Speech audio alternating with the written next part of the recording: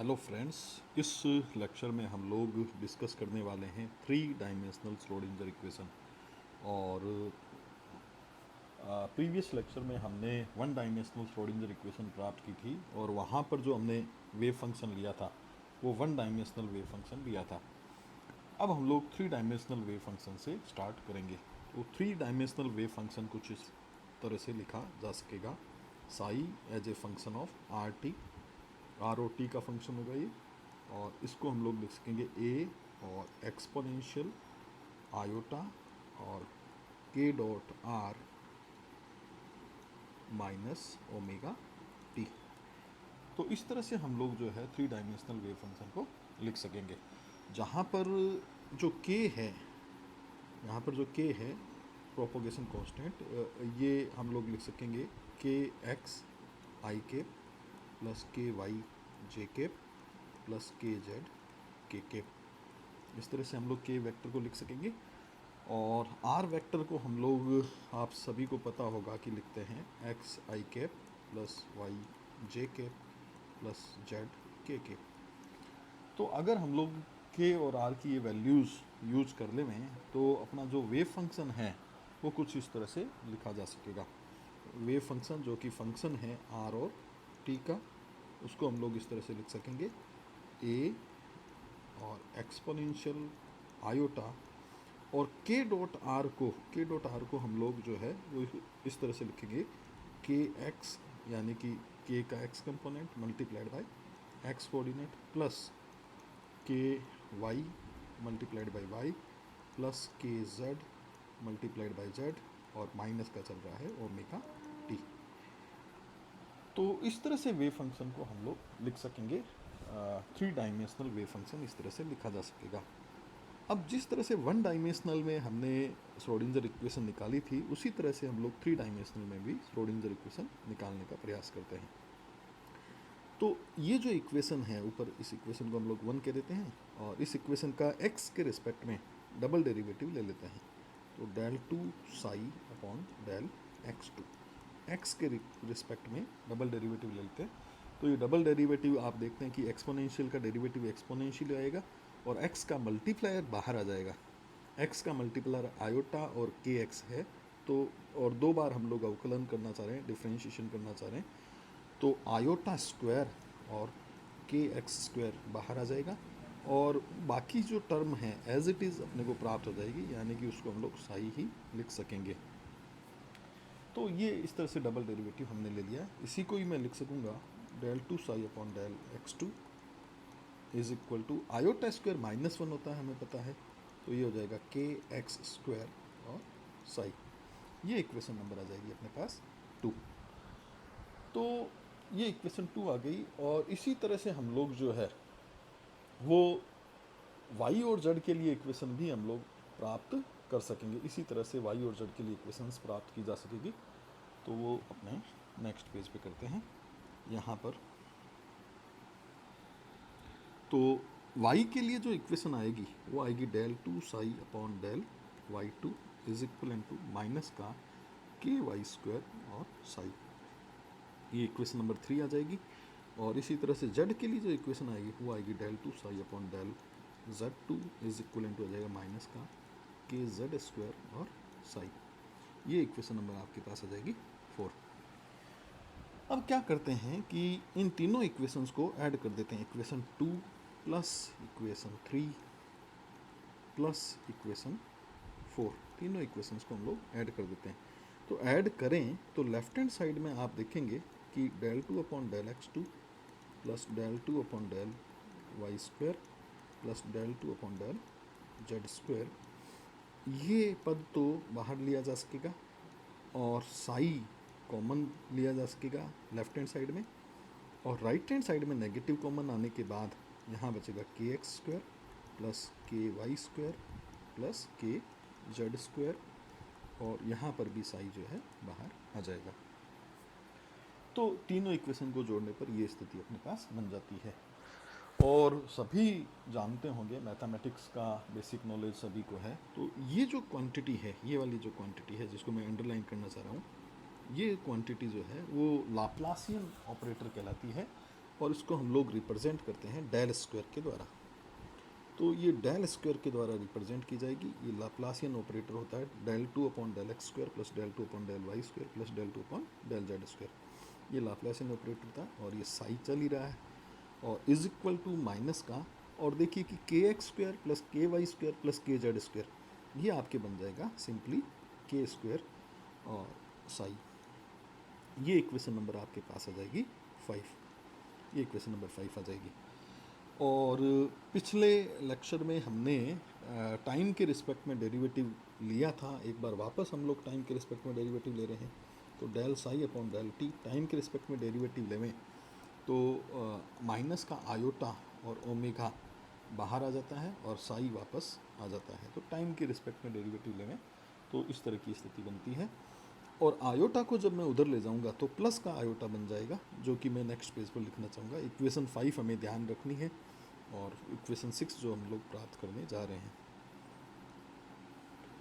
तो आयोटा को मैं इस तरफ लेकर आ गया और यहाँ del psi upon del t और यहाँ पर अपने पास रह गया ओमेगा और साई। ये इक्वेशन नंबर जो है 6 में दे देता हूँ। अब एक बार फिर हम लोग टोटल एनर्जी लिखना चाहेंगे। टोटल एनर्जी को लिखा जा सकेगा kinetic energy plus potential energy. Kinetic energy plus potential energy. Energy को लिख सकेंगे एच क्रॉस ओमेगा और काइनेटिक एनर्जी को लिख सकेंगे पी स्क्वायर बाय 2m और प्लस पोटेंशियल एनर्जी यहाँ पर जो है वो आर का फंक्शन नॉर्मली होती है। आर का फंक्शन क्योंकि 3 डायमेंशनल हम लोग कंसीडरेशन ले रहे हैं इसलिए आर का फंक्शन यहाँ पर होती है। अब हम लोग दोनों तरफ साई की मल्टीप्लाई कर देते हैं तो यहाँ आ जाएगा एच क्रॉस ओमेगा और यहाँ पर भी साई का मल्टीप्लाई कर दिया। और हम जानते हैं कि P बराबर एच क्रॉस के होता है, जो मैं फुट नोट में लिखना चाहूँगा। P बराबर एच क्रॉस के होता है।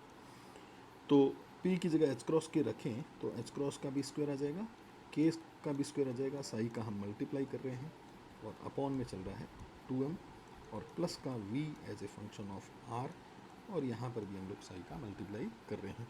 तो लेफ्ट हैंड साइड में और राइट हैंड साइड में हमने साई का मल्टीप्लाई भी कर दिया है और P की जगह एच क्रॉस के भी पुट कर दिया है।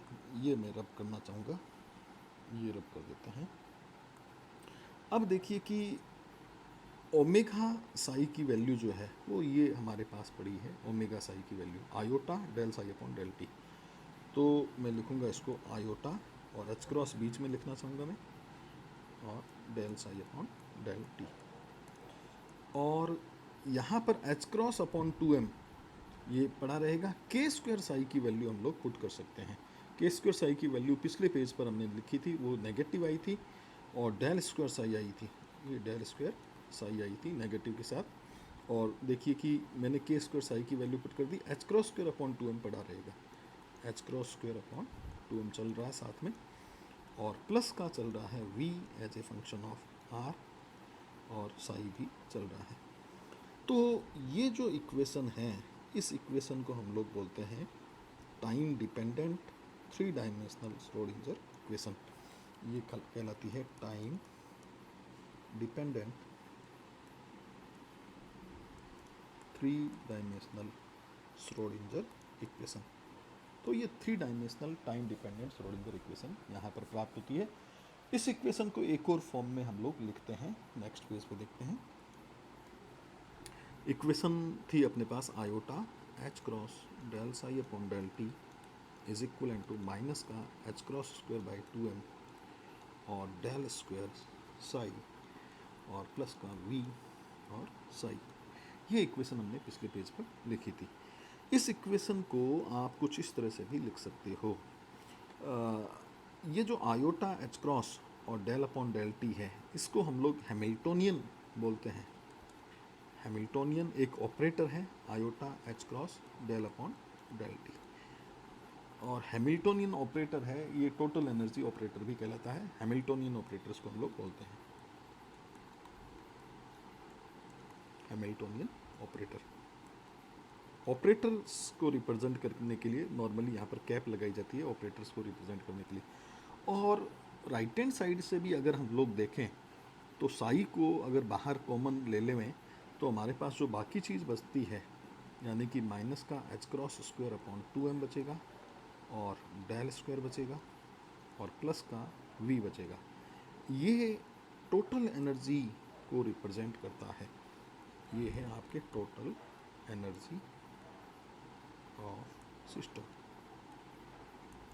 ये टोटल एनर्जी को रिप्रेजेंट करता है।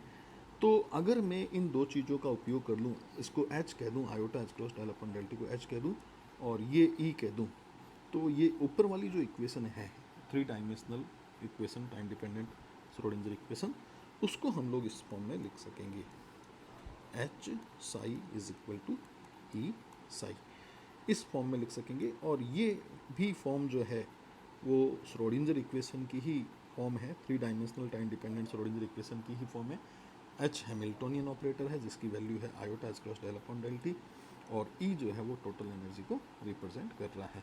तो हैमिल्टोनियन ऑपरेटर जब किसी वेव फंक्शन पर ऑपरेट होगा तो उस सिस्टम की टोटल एनर्जी अपने को प्राप्त हो जाती है। टोटल एनर्जी प्राप्त करने के लिए हैमिल्टोनियन ऑपरेटर काम में आता है। आगे बढ़ते हैं इससे। ये आपके 3 dimensional time dependent Schrodinger equation होगी। अब हम लोग क्या करेंगे कि इसी इक्वेशन की हेल्प से टाइम इंडिपेंडेंट श्रोडिंगर इक्वेशन निकालेंगे। तो टॉपिक क्या रहेगा, time independent Schrodinger equation. Time independent Schrodinger equation निकालेंगे, किससे निकालेंगे, टाइम डिपेंडेंट श्रोडिंगर इक्वेशन से हम लोग निकालेंगे। तो ऐसा करने के लिए हम लोग क्या करते हैं, ऐसा करने के लिए हम लोग जो साई, जो कि किसका फंक्शन है, आर ओ टी का फंक्शन है, उसको हम लोग दो इंडिपेंडेंट फंक्शंस की मल्टीप्लाई के रूप में मान लेते हैं। और उसमें एक फंक्शन तो लिया जाता है साई आर और दूसरा फंक्शन लिया जाता है फाई टी। तो आप देखें, ये थोड़ा सा मैं डार्क कर देता हूँ साई को। तो ये जो साई आर टी है, ये साई जो डार्क मैंने किया हुआ है वो इस इक्वेशन का पार्ट है। यहाँ पर भी आप चाहें तो डार्क कर सकते हैं। तो साई जो कि आर ओ टी का फंक्शन है उसको दो इंडिपेंडेंट फंक्शंस की मल्टीप्लाई की फॉर्म में माना गया है, जिसमें एक जो फंक्शन है वो केवल आर पर डिपेंडेंट है और एक फंक्शन जो है वो केवल टी पर डिपेंडेंट है। अब ये जो वैल्यू है साई आर टी की, ये वैल्यू हम लोग इस इक्वेशन में पुट कर सकते हैं। इस इक्वेशन को हम लोग 7 नंबर इक्वेशन नाम देते हैं। तो 7 नंबर इक्वेशन में ये वैल्यू हम लोग पुट कर सकते हैं। तो नेक्स्ट पेज पर करते हैं। तो अगर मैं ये पुट कर दूं तो देखिए लेफ्ट हैंड साइड में चल रहा था iota h cross del upon del t और psi as a function of r और phi as a function of t. ये मैंने लेफ्ट हैंड साइड में पुट कर दिया। और राइट हैंड साइड में भी मैं पुट करना चाहूँगा। तो राइट हैंड साइड में है H cross square upon 2m और डेल स्क्वायर चल रहा है। यहाँ पर भी मैं पुट करूँगा साई आर और फाई टी, ये plus v as a function of r और यहाँ पर भी साई r और फाई t। इस तरह से मैंने इसमें पुट कर दिया। अब आप देखिए कि यहाँ पर del upon del t operated है, del upon del t operated है, तो केवल ये टाइम के फंक्शन पर ही लागू होएगा डेल अपॉन डेल टी, और आर का जो फंक्शन है वो बाहर लिया जा सकेगा।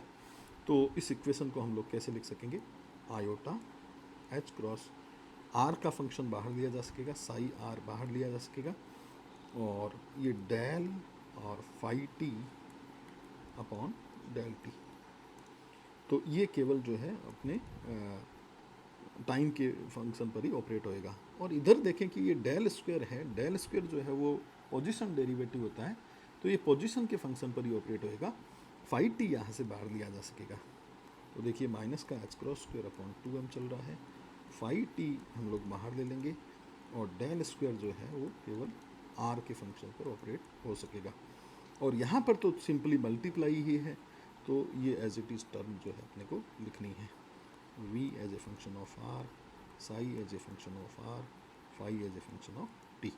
तो ये टर्म जो है मैंने एज इट इज़ लिख दी है। अब हम लोग क्या करेंगे, dividing both side, dividing both side by Sai r five T. इस क्वांटिटी का दोनों साइड में हम लोग डिवाइड कर देंगे। इस साइड दोनों साइड में डिवाइड कर देंगे तो देखिए यहाँ तो साई आर से साई आर कैंसिल आउट हो जाएगा और 1/5t रह जाएगा, जो मैं नेक्स्ट पेज पे लिखूँगा। और यहाँ पर 5t से 5t कैंसिल आउट हो जाएगा, यहाँ 1/साई आर रह जाएगा, और यहाँ पर साई आर और 5t दोनों ही कैंसिल आउट हो जाएंगे, तो वो नेक्स्ट पेज पर अपने लिखते हैं। तो चलिए, तो यहाँ तो आयोटा एच क्रॉस और 1/, यहाँ पर आपके साई आर की टर्म कैंसिल आउट हो गई थी, तो 5t और del 5t upon del t, और बराबर में है माइनस का h cross square upon 2m, और यहाँ पर 5t की टर्म कैंसिल आउट हो गई थी तो 1/साई आर रह गया था यहाँ पे, और डेल स्क्वायर साई आर, और यहाँ पर वो दोनों ही टर्म साई आर भी कैंसिल हो गई थी और साई आर भी कैंसिल हो गई थी और 5t भी कैंसिल हो गई थी, तो केवल v as a function of r यहाँ पर रह जाता है। ठीक है, तो ये अपने को प्राप्त हो गई है इक्वेशन, और इस इक्वेशन को मैं 8th नंबर इक्वेशन नाम दे देता हूँ। इस इक्वेशन को अगर हम लोग ध्यान से देखें तो इस इक्वेशन में लेफ्ट हैंड साइड जो है, इस इक्वेशन का जो लेफ्ट हैंड साइड है वो केवल डिपेंड करता है, ओनली डिपेंड ऑन टाइम, वो केवल टाइम पर डिपेंडेंट है। और जो राइट हैंड साइड है इस इक्वेशन का, that only depends on position, वो केवल पोजीशन पर डिपेंड कर रहा है। तो लेफ्ट हैंड साइड टाइम पर डिपेंडेंट है, राइट हैंड साइड जो है वो पोजीशन पर डिपेंडेंट है, और दोनों बराबर हैं। दोनों बराबर तभी हो सकेंगे जब दोनों किसी न किसी कांस्टेंट के बराबर होंगे, क्योंकि दोनों साइड अलग अलग वेरिएबल पर डिपेंड कर रही है। एक टाइम पर डिपेंडेंट वेरिएबल है और एक दूसरा जो है वो पोजीशन डिपेंडेंट क्वांटिटी है। तो दोनों तभी इक्वल हो सकेंगे जब दोनों किसी कांस्टेंट के बराबर होंगे। अब यहाँ से ध्यान दीजिए कि जो राइट हैंड साइड है उसमें एक टर्म आ रही है वी आर, यानी कि पोटेंशियल एनर्जी। तो जो कांस्टेंट है ना वो एनर्जी की यूनिट लिए हुए होगा। ठीक है, हमें एक हिंट मिला है। हिंट क्या है कि यहाँ पर एक टर्म आ रही है वी आर। ये कुछ टर्म है, कुछ समझ में नहीं आ रहा कि क्या है, ज़्यादा कुछ समझ में नहीं आ रहा है, लेकिन ये टर्म बिल्कुल क्लियर है कि ये पोटेंशियल एनर्जी है। तो जो हम लोग कांस्टेंट मानने जा रहे हैं दोनों साइड्स को, वो एनर्जी की यूनिट लिए हुए होगा। और हम ये भी जानते हैं कि सिस्टम की टोटल एनर्जी जो है वो कांस्टेंट रहती है। क्या जानते हैं हम लोग, स्टार लगा के लिखता हूँ, total energy of A system remains constant. तो ये टोटल एनर्जी कांस्टेंट रहती है। इसका मतलब ये हुआ कि जो लेफ्ट हैंड साइड है और राइट हैंड साइड है, both should be equivalent to total energy of the system. Constant भी रह गया और एनर्जी की यूनिट भी आ गई। तो चलिए हम लोग करते हैं पहले लेफ्ट हैंड साइड को। ये लेफ्ट हैंड साइड है हमारा,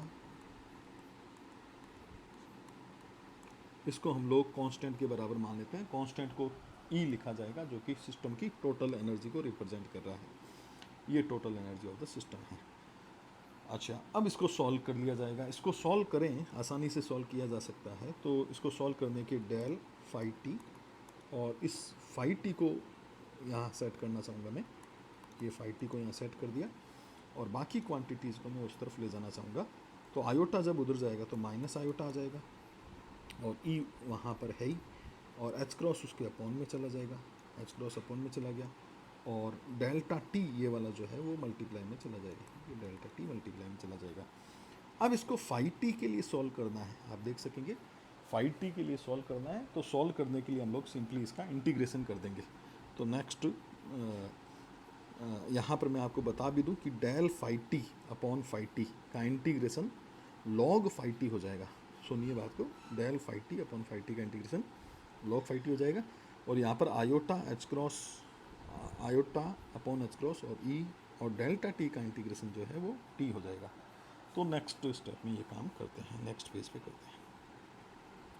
तो यहाँ तो आपके जो है log बेस ई और 5t ये इंटीग्रेशन हो गया, और राइट हैंड साइड में आयोटा अपॉन एच क्रॉस और ई और टी और प्लस कांस्टेंट ऑफ इंटीग्रेशन ले लेते हैं log 5 नॉट। log का बेस दोनों तरफ क्या है, ई लिया गया है।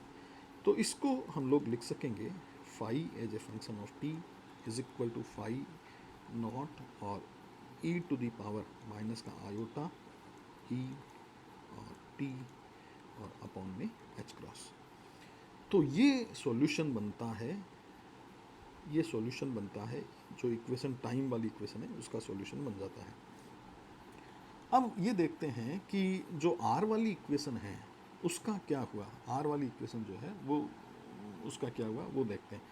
तो वो इक्वेशन थी माइनस का h cross square upon 2m और 1 upon five as a function of r और del square five psi r, sorry psi है ये, plus v as a function of r, और इस साइड को भी हमें कांस्टेंट के बराबर मानना था और ये कांस्टेंट जो है वो टोटल एनर्जी होगी, तो इसको भी टोटल एनर्जी के बराबर मान लिया हमने। अब क्या करेंगे, देखिए कि वी आर को उस तरफ ले जाएंगे और ये नेगेटिव साइन और H cross square upon 2m भी उधर ही भेज देंगे और इस इक्वेशन को हम कुछ इस तरह से लिख सकेंगे। आसानी से आप कर सकते हैं, अगर आप रफ कॉपी लेकर थोड़ा सा कोशिश करें तो ये आसानी से हो सकेगा। माइनस का 2m upon h cross square और ये आ जाएगा ई माइनस वी आ जाएगा, साई आर भी गुणा में चला जाएगा, तो साई आर में यहाँ लिख देते हैं, ये साई आर मैंने लिख दिया। अब पूरी क्वांटिटी को इधर लेकर आ जाते हैं, पूरे के पूरे पद को उस तरफ भेज देते हैं, उस तरफ भेज दें अगर पूरे पद को, तो ये इक्वेशन बन जाएगी del square psi plus 2m upon h cross square e minus v as a function of r और साई इज इक्वल टू 0। ये इक्वेशन जो है ये कहलाती है आपके टाइम इंडिपेंडेंट, क्योंकि यहाँ टाइम नहीं आ रहा है, क्योंकि यहाँ टाइम नहीं आ रहा है तो ये क्या है, टाइम इंडिपेंडेंट श्रोडिंगर इक्वेशन है। ये है time independent Schrodinger equation, TISE, time independent Schrodinger equation है। अब इसका महत्व क्या है, तो इस इक्वेशन का महत्व ये है कि इसको हम लोग अलग अलग सिस्टम के लिए सॉल्व करेंगे। जैसे अगर अपने को वन डायमेंशनल हार्मोनिक ऑसिलेटर के लिए सॉल्व करना है तो उसके लिए पोटेंशियल एनर्जी अलग होती है। अगर हमें कोई न्यूक्लियर सिस्टम के लिए सॉल्व करना है तो न्यूक्लियर पोटेंशियल एनर्जी को काम में लेना पड़ेगा। अगर हमें हाइड्रोजन एटम के लिए सॉल्व करना है और उसमें ऑर्बिट्स का पता लगाना है, इलेक्ट्रॉन्स की ऑर्बिट्स का, तो हाइड्रोजन एटम में इलेक्ट्रॉन और प्रोटॉन की जो पोटेंशियल एनर्जी है वो काम में लेनी पड़ेगी। तो हर एक सिस्टम की पोटेंशियल एनर्जी अलग अलग होती है, तो हम लोग सिस्टम के अकॉर्डिंग यहाँ पोटेंशियल एनर्जी पुट कर देंगे और इस श्रोडिंगर इक्वेशन को सॉल्व करके हम लोग क्या निकालते हैं, साई निकालते हैं, यानी कि वेव फंक्शन निकाला जाता है सिस्टम का और एनर्जी निकाली जाती है, ई निकाली जाती है। तो श्रोडिंगर इक्वेशन क्या काम आती है, साई निकालने के लिए, wave function of the system निकालने के लिए और एनर्जी ऑफ द सिस्टम निकालने के लिए ये श्रोडिंगर इक्वेशन काम में आती है। तो कुछ एप्लीकेशंस जो है वो हम नेक्स्ट कुछ लेक्चर्स में डिस्कस करेंगे। इस लेक्चर में हम लोग इतना ही करते हैं। Thank you all.